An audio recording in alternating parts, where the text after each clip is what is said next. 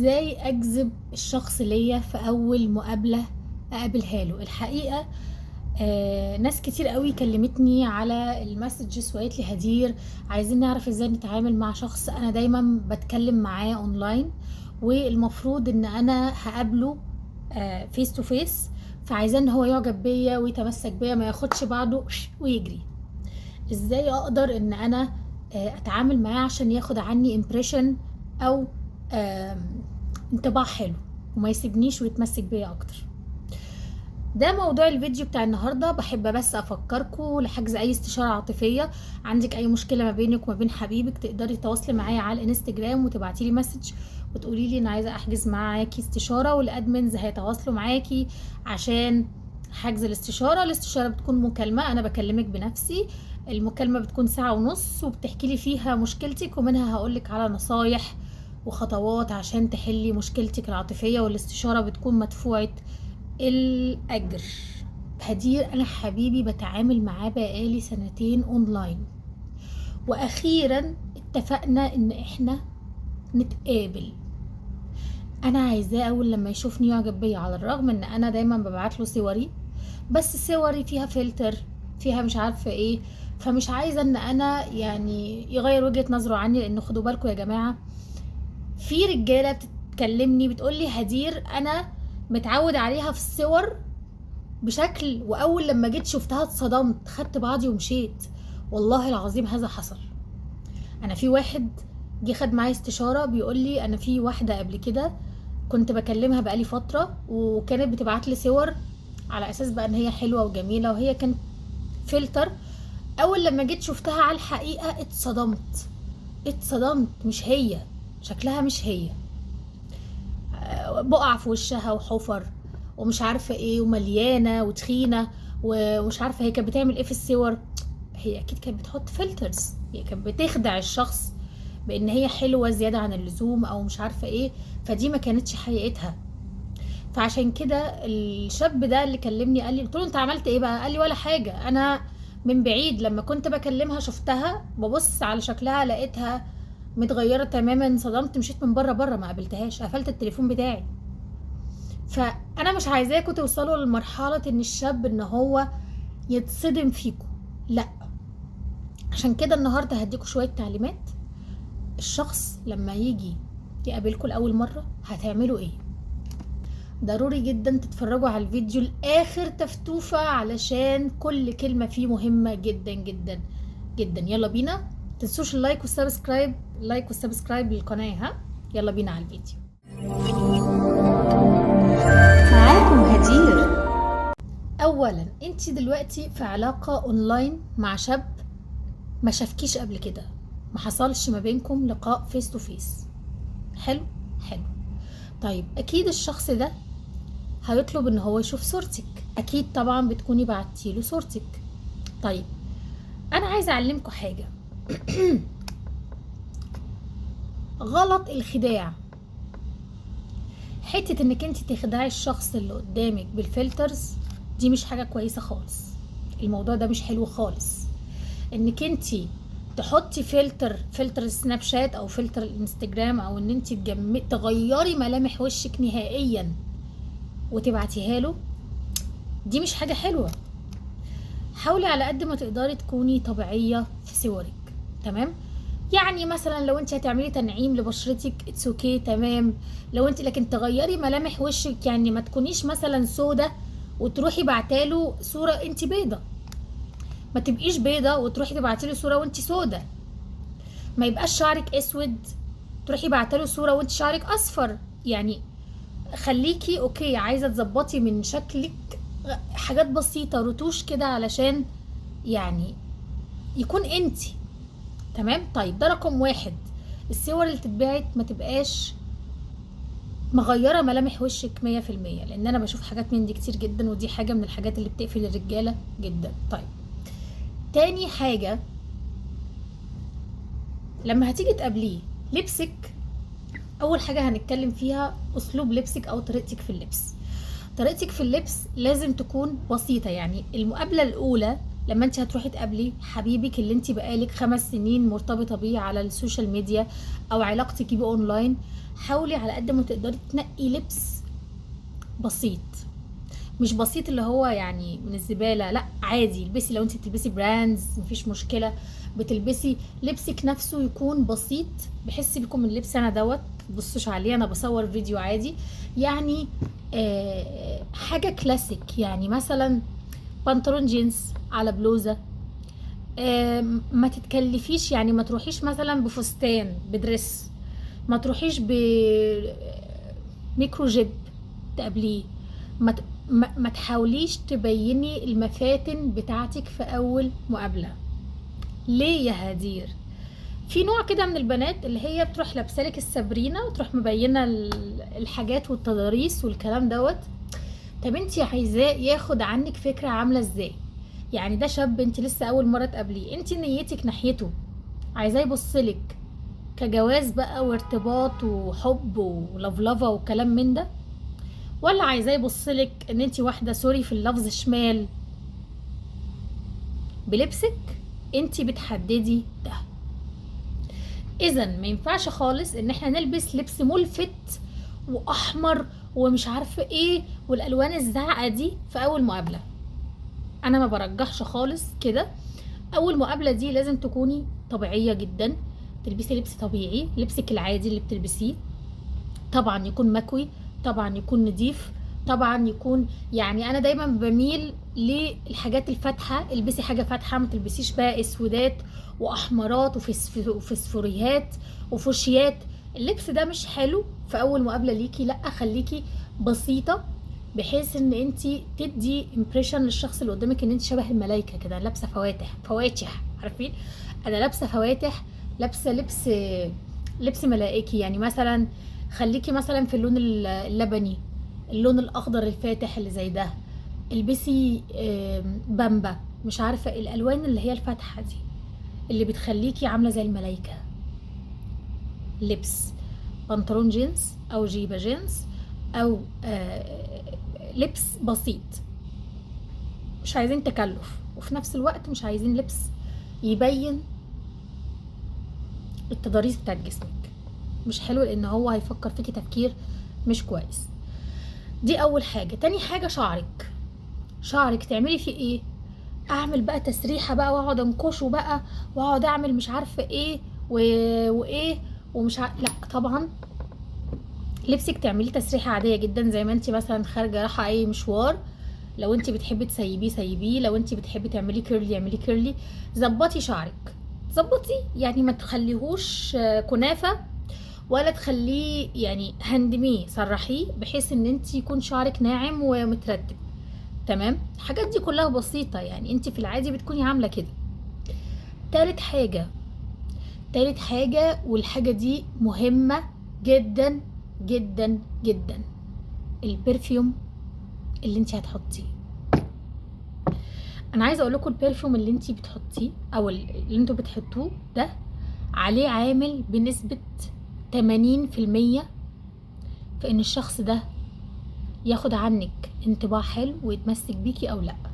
هل انت واحده معفنه تحطيش برفيوم خالص؟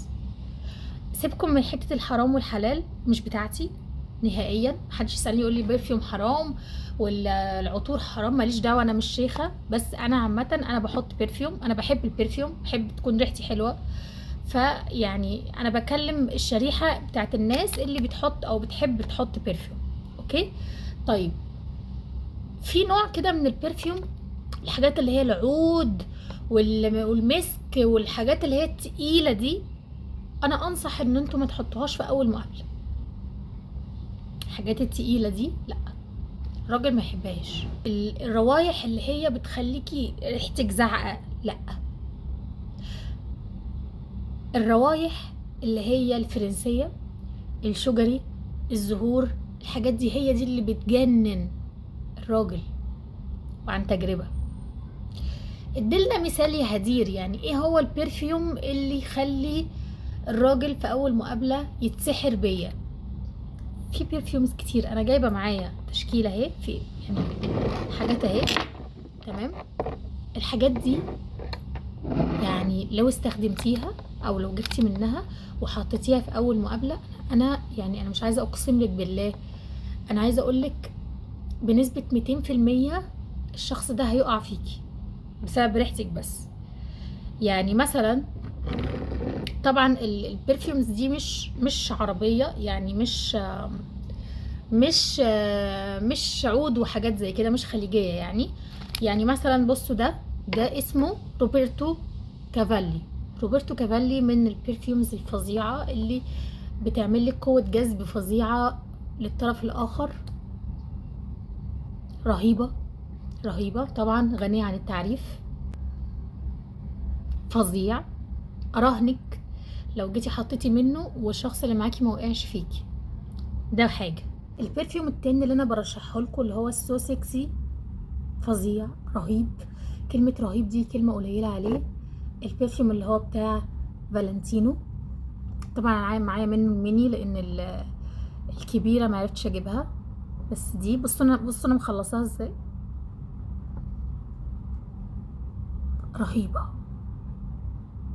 ريحتك هي عنوانك. فالنتينو، يبقى احفظوا روبرتو كافالي، فالنتينو.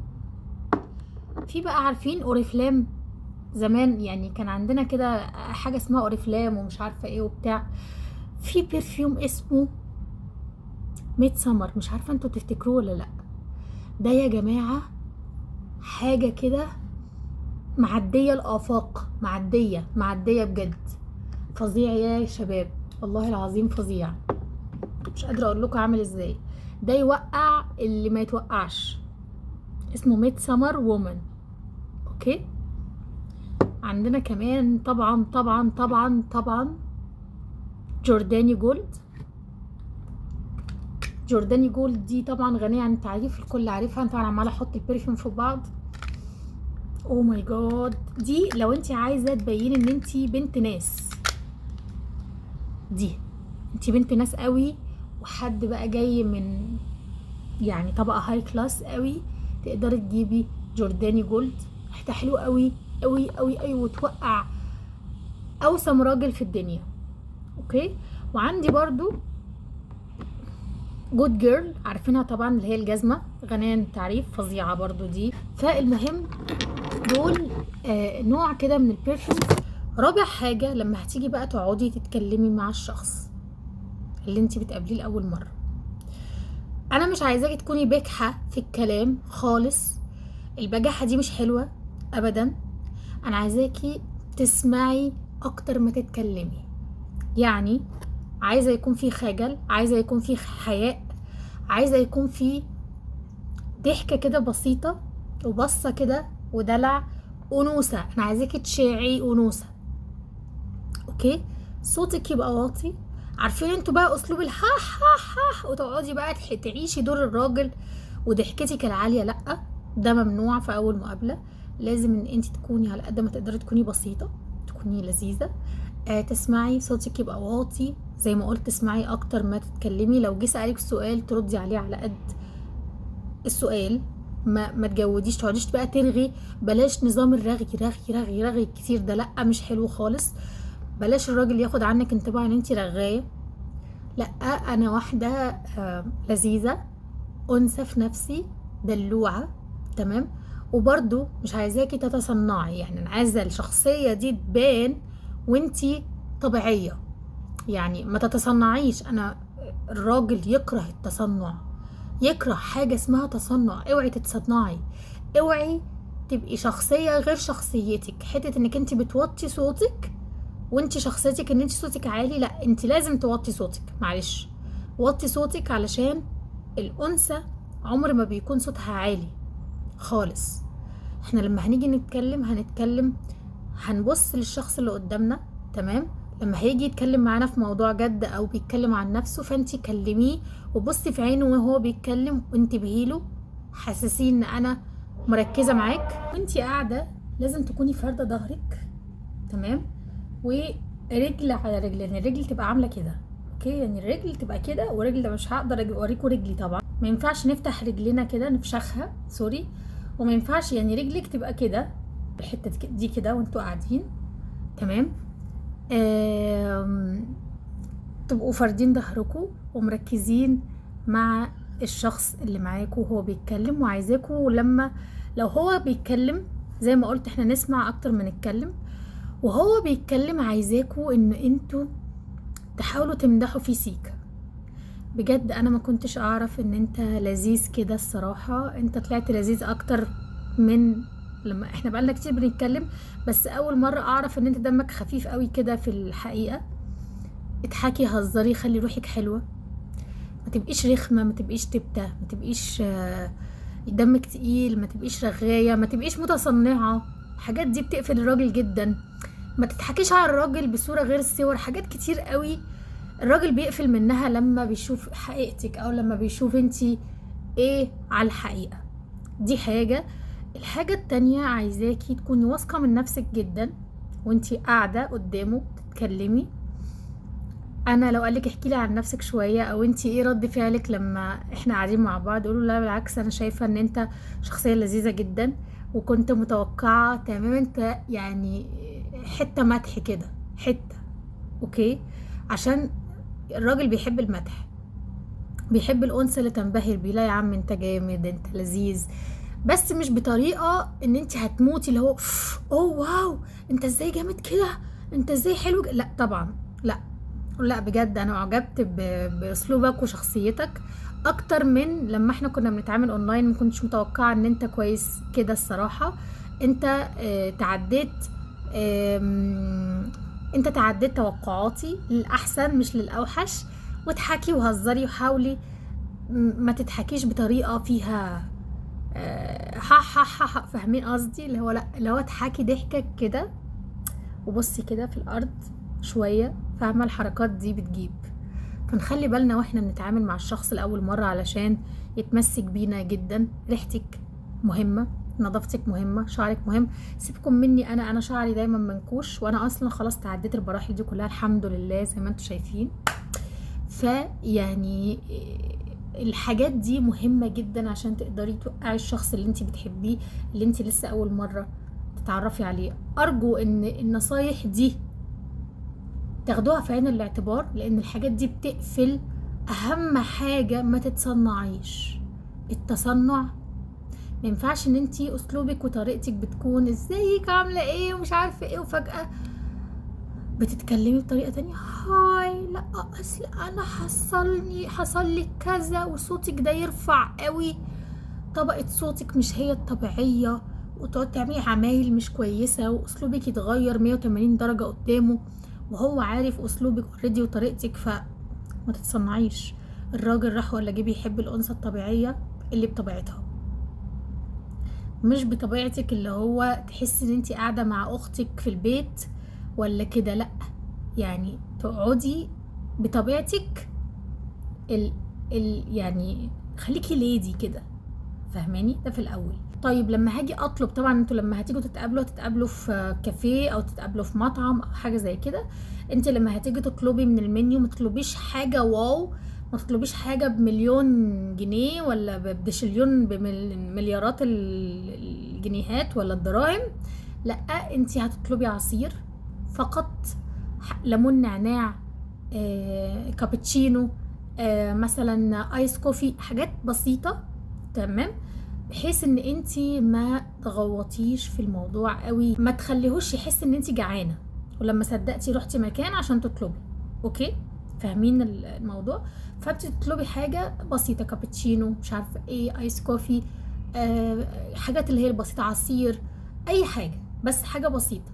لو قالك هتحبي تاكلي قولوا لا والله انا اكلت في البيت فمش هينفع خالص ان انا اكل، مش قادره، بطني، انا هطلب بس مشروب حلو، هطلب درينك كده، تمام؟ نيجي بقى لحته الحساب. مين هيحاسب يا هدير؟ طبعا من الاتيكيت ومن الرجوله ان هو اللي يدفع. اوكي، فحضرتك ممكن تعملي ايه ساعتها؟ انت تعرضي بتجسي النبض اللي هو تحب ادفع معاك كام كده، بكام؟